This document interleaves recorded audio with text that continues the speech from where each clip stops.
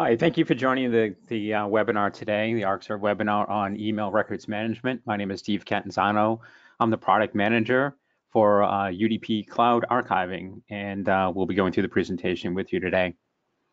So there's a couple of areas we're going to focus on today. First is the growing need for email records management amongst companies, how we solve email archiving challenges, and a bit about our product called ArcServe UDP Archiving.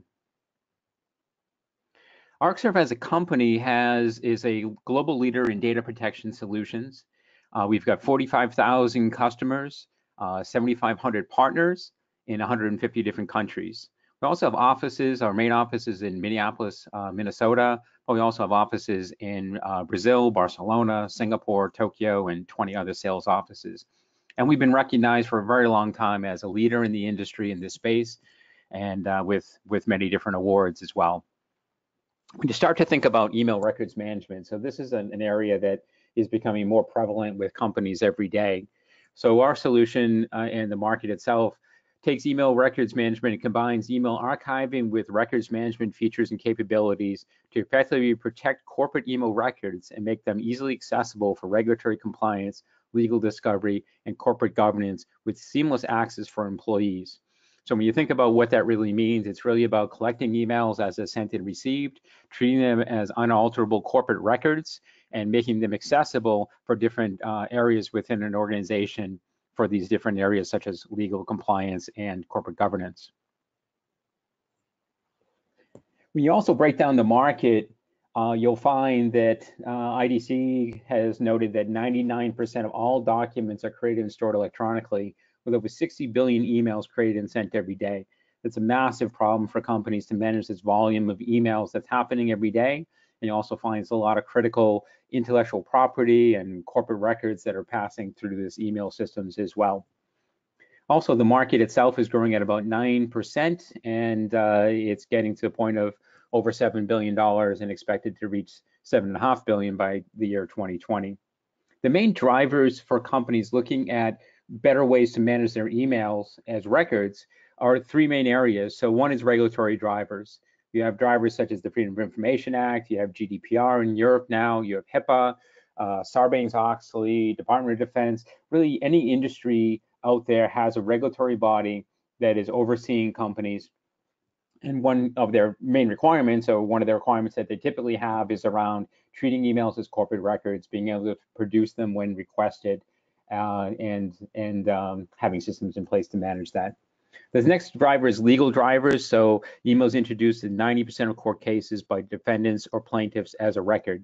So maintaining those records is very critical. And then you have corporate governance, which is primarily internal to companies in dealing with emails as records for HR and other requirements within a company as well. And when you start to expand on some of these areas, you'll see that there's a growing compliance consideration worldwide. So you have some of the ones that I've mentioned, but these every day there's new regulations being pushed on companies.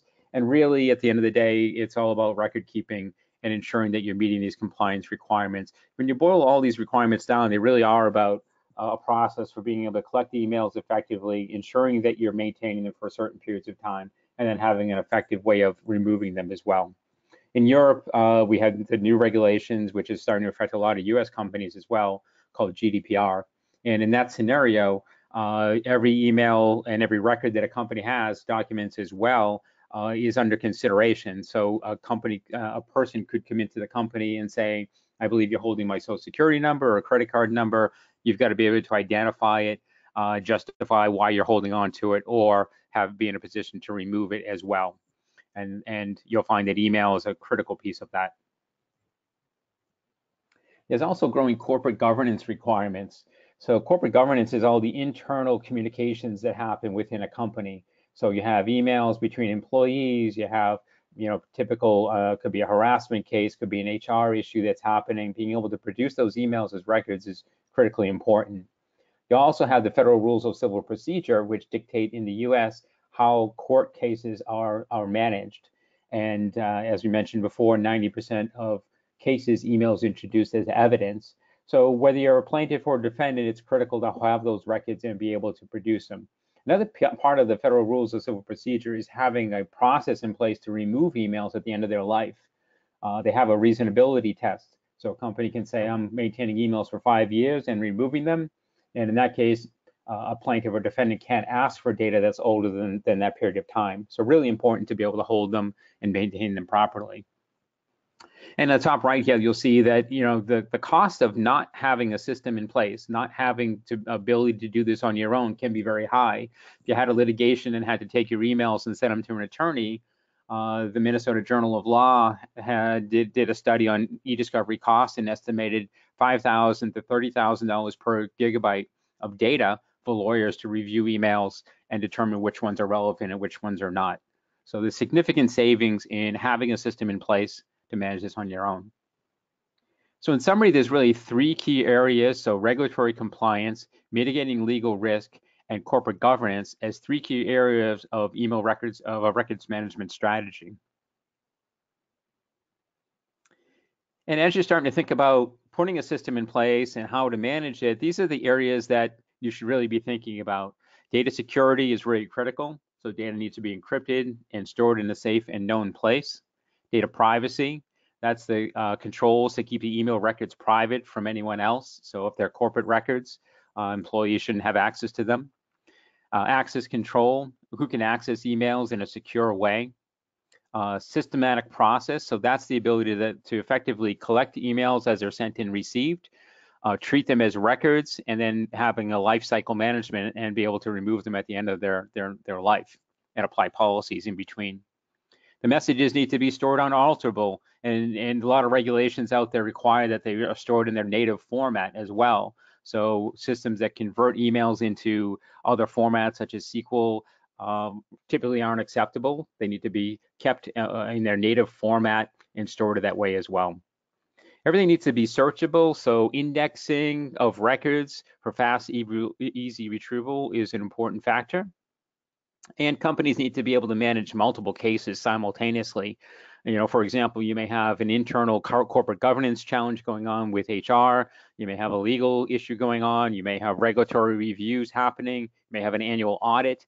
Each one of those is considered a case. You should be able to run searches and queries and manage them separately, all simultaneously. And systems need to be compliant. And meaning, in most cases, if you look at all the regulatory requirements, they need to be unalterable, which means once they're stored in an archive system or a records management system, they can't be changed or altered in any way until the end of their life, when they're then removed. And you have to have legal readiness, which means you're prepared. Your records are in place, everything is there. You have a litigation, you can quickly run searches and queries, find what you're looking for, produce it easily, and save a lot of time and money by doing that as well. So those are the key considerations when you're starting to build a plan around email records management. This preservation process is it's actually based on the Sedona principle for legal discovery, which is the primary principle that all companies use when they start to, or law firms use when they start to go into legal discovery procedures. So the first here is information governance, and that's really having a policy. Where are all my emails located, and how are we going to treat them and manage them? The second part of that is identification, which ties back into your policy here. So a lot of companies have emails in their mail server. They may have them in an existing archive system. You might have PSTs on desktops. All that information needs to be collected into one system and managed together and properly. The third part of this is the collection of that data.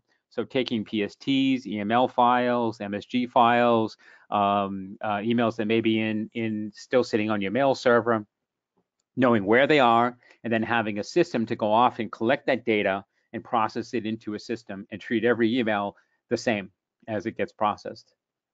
The fourth step in the process is about review and analysis. And this is when messages are processed into a system, policies are put in place, such as how long you're going to retain messages for, any exceptions that you have, if you have legal holds, and then how long you're going to keep messages for as well, which ties back to your information governance policies. And you may have different policies. You may have one for the general employees in the company. You may have others for management to keep their data longer or shorter in some cases. All that is sort of production and collection of data, and then you get to the next step of production, which is when you need to produce the data. Being able to run queries, run searches, look through messages that have been full text indexed, use things like Boolean connectors, find what you're looking for quickly and easily, and then moving on to the presentation stage. After you've analyzed it, found what's relevant and what's not, being able to then present it. They can be presented as email records, PST files, however you need to present them. And then finally is a very critical step, which is purging the data. So at the end of the useful life of a message, it should be purged and removed from the system unless you have a litigation going on and you need to hold on to those messages for that litigation purposes. So this systematic end-to-end process is really critical for companies to remain compliant and have a full email records process in place. And all automated and systematic, with all the messages being unaltered and unchanged throughout this life cycle. So all those steps that we just went through are really about the process and the planning and how to gather information, how to start to treat emails as records for a company, and all the benefits of doing that as well. We're going to move into the final phase here, which is our system called UDP Archive, and share with you some of our process. So our system runs as either a cloud service or software that can run locally. It can also work on clouds like Azure or Amazon. And once you've put this in place, you can start to gather your information. So looking back at that last slide where you have a process, our system follows along that same process. The first is collection. We can collect emails from any type of mail server that exists. So whether it's Exchange, Office 365, Domino, we connect into the mail server and we start to collect those messages as they're sent and received. We can also go back in history, collect the historical messages and bring those over as well, and then import PSTs or EML files or any other data that you may have existing anywhere. Once the messages are processed into the system, it applies your policies. So typically a company is going to go in and set different policies on retention, how long you want to keep messages for. And you can get very granular. You can get down to the employee level, or you can do it based on the entire company as well. Any exceptions you might have of data that isn't really a corporate record, could be spam, could be other things that you don't want to archive. Any legal holds you have in place. So it basically applies all your policies to those records as they're coming through the system. And then they get full text indexed with the message and the attachment. So everything becomes a complete searchable record. The next step is encryption. So every file is stored encrypted and protected so that no one can access records that they shouldn't have access to. And then we also go through a step of compression and single instance storage where we compress the data. And for single instance storage, if you were to send one message to 100 employees, for example, we would store that message once. So there's big cost savings in being able to store them with single instance storage as well.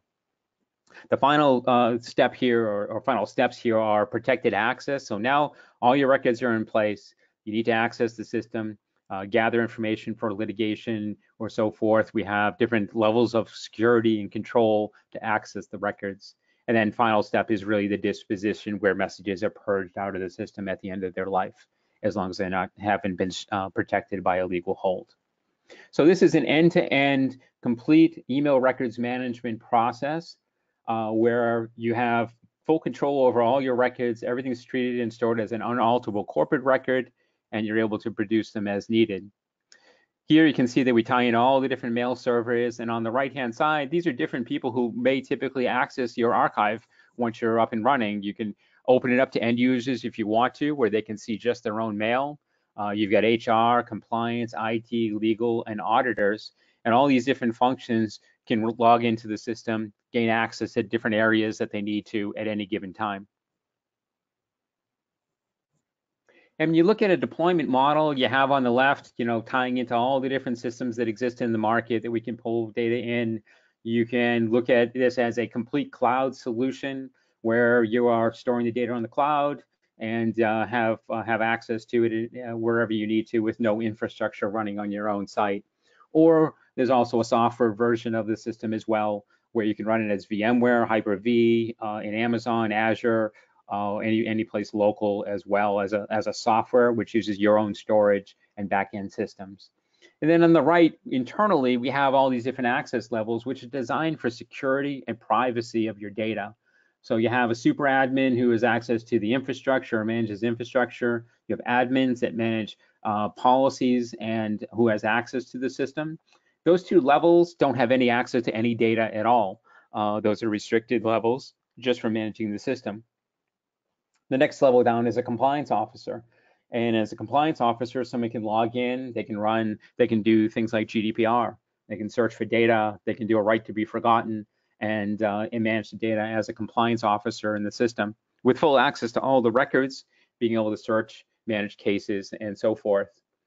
Another level down is called an auditor, and an auditor, very similar to a compliance officer, has all the same functionality, but they don't have the ability to identify records that need to be removed from a GDPR standpoint.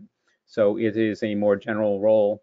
And then finally, you have employee access, which can be done through a web interface or an Outlook plugin as well. So you have a full set of security and privacy and access rights on who can access your archive, who can manage the data, and retrieve information. And with these types of systems and our email records management system, you really end up with 6 kind of core benefits. One, you have an effective email records process, end-to-end collection of data, disposition of data at the end of its life, and being able to fully manage the records in between. You have legal readiness, so you're 100% prepared if you had a litigation show up tomorrow and had to respond, or even do a review as a pre-litigation to determine whether you should pursue litigation. You can go through all your email records and define how to move forward, but you have everything prepared and ready to go in case of a litigation. You have corporate governance. So internally, there's an HR complaint, something else that may be happening in HR. Very easy for HR to go in and determine what the real situation is if communications between the employees was done over email. You can meet all your regulatory compliance requirements. So when you take all these requirements that are out there, they come to the same conclusion, which is being able to effectively manage your email records. Treat them as records, make them unalterable. The collection, the process, the whole email records management solution or process will meet the regulatory requirements that you have. We also have the capability of decreased email storage. We have a lot of companies who put our system in place. They push all of their older emails to the archive. They reduce the amount of storage they have on their mail server, and they can reclaim that storage for other purposes as well, and cut some costs there. And then lastly, you have self-service employee access. And once the archive is in place, employees can access the system if you wanted them to, and they can do it right through Outlook. So an employee deletes a message by accident, needs to go back and find it, or you want to reduce mailbox sizes on a mail server, you can do that, and then older messages would be found in the archive. So you have 6 kind of core benefits of putting an our email records management solution in place. And as I mentioned, we offer 2 different offerings here. We have a cloud service, which is a fully managed offering, and we also have a software solution, which is for on-premise or private cloud. And when you look at our cloud solution, it's kind of unique in the marketplace because we base it on storage, and the majority of our competitors base it on the number of mailboxes you have. And what we found is, running through an analysis with customers, is we provide significant savings over someone who's billing based on a per mailbox basis. So we are billing based on the pure amount of storage you have, and you'll be fully compliant. You basically choose how much storage you need. You can expand that anytime you need to. You no longer need to count how many mailboxes you're using for current or future or former employees.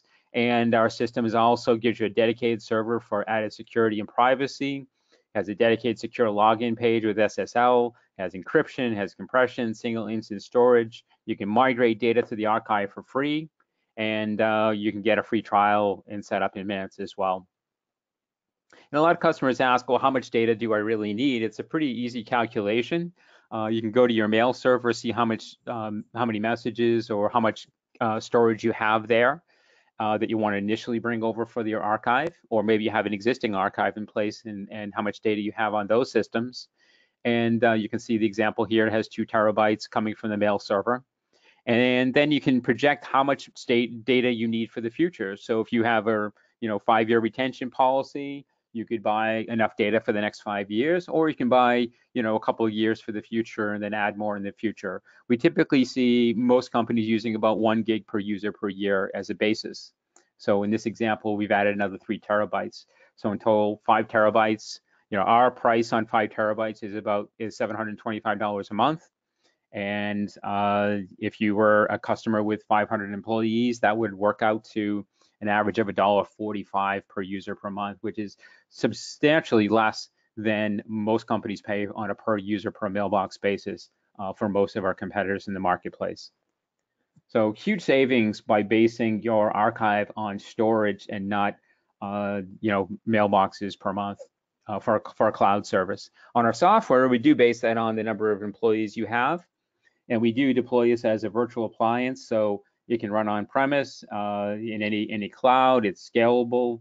It has all the same features and benefits as our cloud service. You're just deploying it locally on your own network or in your favorite cloud solution.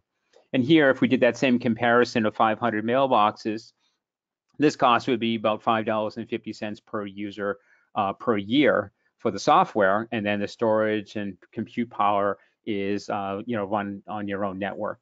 And that's the major difference. So really two very powerful offerings that we have in the marketplace. It really does follow the whole email records management processing capabilities that we have. And we have an extremely easy and intuitive user interface on how to manage your archive. And we give free trials and very easy to set up someone on a trial with us. So thank you for taking the time here to go through this with me. And if there's any questions here, let me just check and see if we have any that have been asked. So we do have a question on GDPR right now and how that works with the right to be forgotten. So we have a specialized auditor that goes into the archive, and that auditor can identify specific records. So if someone said, you have my social security number or credit card number, you can easily run a query against the archive, find that information, and then be able to report back to that person that has been identified. And then from there, if they want to move forward and require that you remove it, the compliance officer has a specialized capability to be able to go into the archive, find that message and remove it from the archive as well. What's also nice is that you can trace that email back to the original senders. And then once you've traced it back to a sender, you can also identify where it is on your network and then find those messages and remove them as well, or the data that may be attached to them. A lot of times people are looking for attachments, and they can find that attachment and then locate it on the network and remove it to further the advancement of GDPR. There's another question here on migration of PSTs. And our process for doing that is there is no charge for it. We have tools that allow you to take PSTs and migrate them into the archive. And so you can easily basically drag and drop the data and pull it in. And if the messages are still sitting on your mail server, such as Office 365, we also attach to Office 365 using Exchange Web Services. And so we can do a direct pull of messages sitting on the mail server into the archive. So we don't charge for any of the historical migration tools, and we provide them for free, and then we can also guide you through the whole process, but very easy to get your historical messages over into the system. And then one other question here on licensing. So I did show two screens on how we license the product. And in both cases, it's you can license it based on software on a per user per month on the if you're deploying it locally, or as a cloud service, it's based on storage, and which really has some huge benefits as a storage solution. You're really just buying the capacity you need, and we've seen more than 40% discount compared to most competitors when you start to look at it that way as well. So we can. Looks like there's no other questions at the moment, so I appreciate everyone's time in joining the webinar today, and we'll be in contact as well and offering free trials and free competitive quotes as well. But thanks again for taking the time. Enjoy your day.